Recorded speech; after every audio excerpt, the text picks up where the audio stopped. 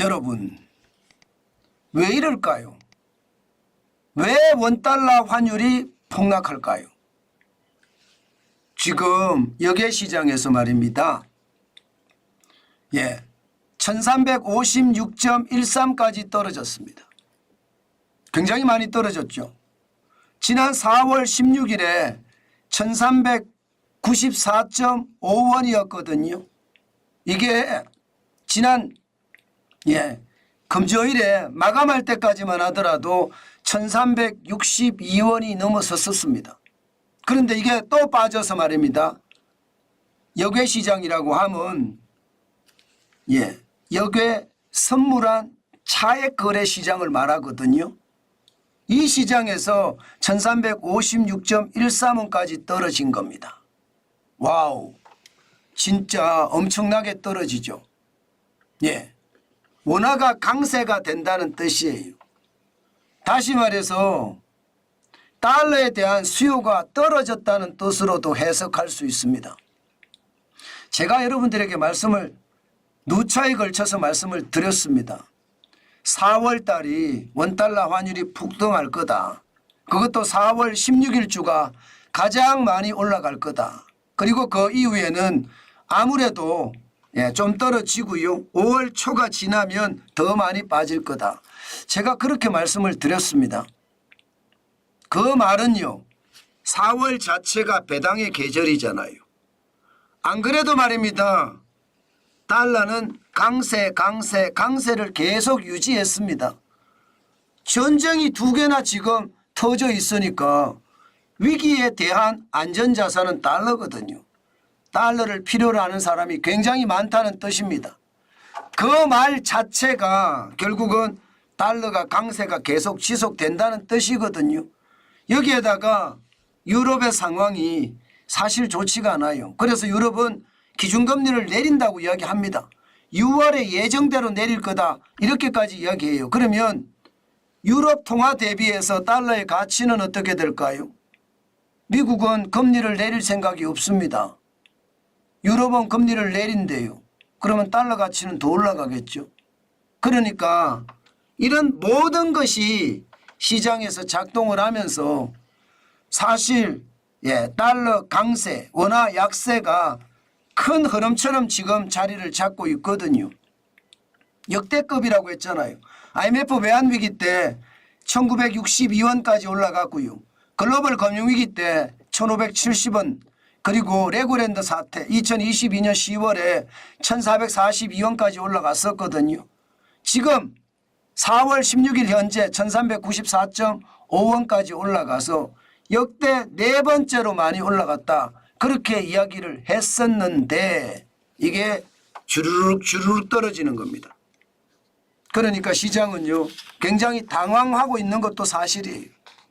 그렇지만 제가 배당의 계절이 끝나고 나면 아무래도 환율이 좀 떨어질 거다 그렇게 말씀을 드렸죠. 아마 그게 환율에 작동하는 변수는 수백만 가지, 수천만 가지가 될 거예요. 제 말이 완전히 정확하게 맞췄다 이렇게 이야기하기는 솔직히 어렵습니다. 그러나 대체적인 흐름은 제가 지표로 여러분 그 정도 되면 좀 떨어질 거다 말씀을 드렸던 것이 현실이 됐고요. 거기에 더 중요한 거 말입니다. 거기에 더 중요한 거 바로 이겁니다. 이거 미국의 기준금리를 언제 인하하느냐, 이게 말입니다. 달러 인덱스, 달러의 어떤 강세나 약세를 가늠할 수 있고요. 여기에 따라서 원화의 약세나 강세를 가늠할 수 있습니다. 지금 현재까지는요, 6월에는 금리 인하 없다예요. 7월에도 없다예요.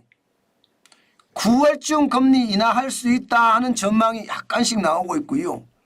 11월이나 12월에는 금리 인하는 없다. 저는 그렇게 생각합니다. 그러면 올해 안에 한 번의 금리 인하가 있을 수 있다. 이렇게 전망을 할 수 있나요? 여기에다가 제롬 파월 연방준비제도 의장은요, 유가가 올라가는 거 신경 안 쓰고 금리 인상은 없다. 아예 못을 박아버렸습니다. 그러니까 그동안의 매파의 분위기, 금리 인상이나 혹은 금리에 대한 동결에 대한 어떤 장기화 여기에 대한 게 내용이 많았는데 그 자체가 조금 없어졌다는 이야기죠. 자, 이렇게 되니까 여러분, 이렇게 되니까 원달러 환율에 타격을 받을 수밖에 없습니다. 금리 인하가 나중에 한단 말이야. 금리 인상은 없다고 했지만 금리 자체 고금리가 장기화된다는 이야기야. 이게 환율에 영향을 미쳤다. 저는 그렇게 생각을 하고요. 여기에 확실하게 영향을 미친 게 하나 더 있습니다. 바로 이겁니다. 미국의 비농업 고용인구 4월 달에 17만 5천 명 늘어나는데 그쳤습니다. 굉장히 적게 늘어났죠. 3월 달만 하더라도 비농업 고용인구가 30만 3천 명이 늘어났거든요. 그런데 17만 5천 명이면 2021년 1월에 16만 6천 명이 늘어난 이후 최저치입니다. 다시 말해서 고용이 많이 안 일어난다. 이 말은 기업의 상황이 어렵다. 여기에 좀 더 보태면 기업의 매출이 더 나빠질 수 있다. 이런 얘기가 되는 건가요? 그러면 금융당국은 어떻게 한다고요? 통화당국은 어떻게 할 거냐고요? 금리를 인하할 수 있다. 이런 얘기가 되는 겁니다. 금리 인하에 대한 이야기가 나올 때마다 환율은 출렁출렁하거든요. 지금은 말입니다. 비농업 고용인구가 17만 5천 명까지 떨어지고요. 실업률이 3.9%, 2022년 1월 4.0% 이후로 최고치를 기록을 하니까 원달러 환율은요. 요동을 치는 거다. 이렇게 생각을 하시면 틀릴 것 같지 않습니다. 결국 말입니다. 금리 인하는 있다예요.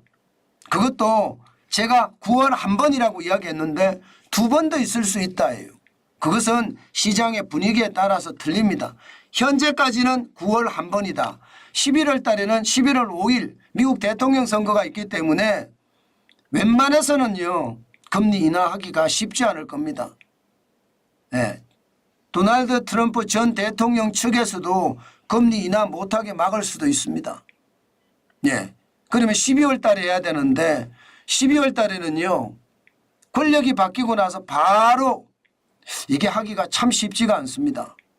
그렇기 때문에 여러분 결국은 한 번의 어떤 금리 인하만 있을 거다 이런 예상까지 드니까 이것들이 결국은 말입니다. 금리 인하 한 번에다가 안 할 수도 있다는데 한 번을 할 수 있다. 그리고 잘하면 2번까지도 할 수 있다. 이런 얘기까지 나오니까 원달러 환율이 올라갈 수밖에요. 굉장히 많이 올라갔잖아요.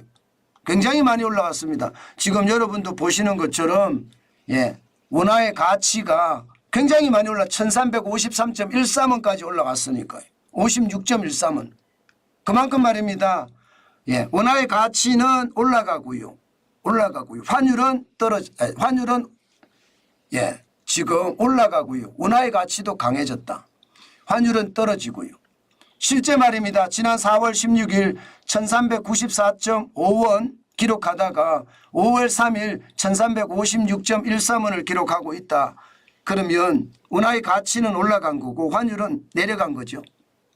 가치도 올라가고 환율도 내려가고요. 가치는 올라가고 환율은 내려가고 이렇게 됐다는 뜻입니다. 그러면 우리는 앞으로 어떻게 해야 될 것인가? 이게 이제 제일 중요한 이야기잖아요. 사실은요. 저는 달러 인덱스에 주목합니다. 달러 인덱스라는 게 결국 달러의 가치를 나타내거든요. 지금 달러 인덱스는 5월 3일 현재 105.08입니다. 결코 낮은 숫자가 아닙니다.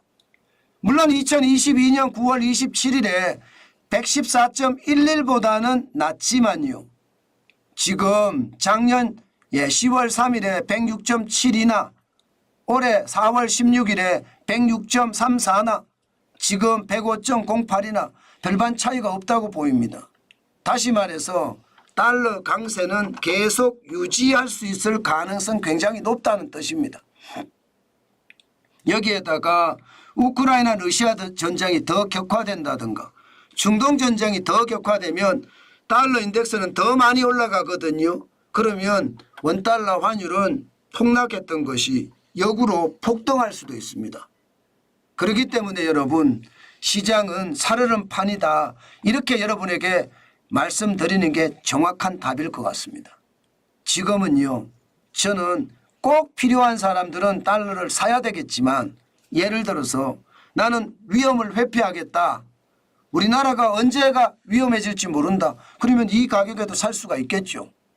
게다가 꼭 필요한 사람이라는 것은 해외에서 뭐 자녀들이 유학을 하고 있다든가, 예, 아니면 뭐 부모님이 해외에 계신다든가, 그래서 용돈 줄 일이 있다든가, 그러면 사야 되겠죠. 그렇지 않으면 제가 봐서는 떨어지기를 좀 기다리는 게 더 낫지 않을까 싶어요. 게다가 늘 말씀을 드리지만 달러는요, 이게 올라갈지 내려갈지는 신도 모릅니다. 우연치 않게 정환진이는 계속 이렇게 맞춰오고 있지만요, 중요한 것은요, 언제 올라갈지 언제 떨어질지 사실은 아무도 몰라요. 그래서 중요한 것은 여윳돈으로 사시라는 거고, 여윳돈으로 사더라도요, 그리고 시간은요 좀 더 기다리라는 거고요, 그리고 중요한 것은 분할 매수를 해야 된다는 거.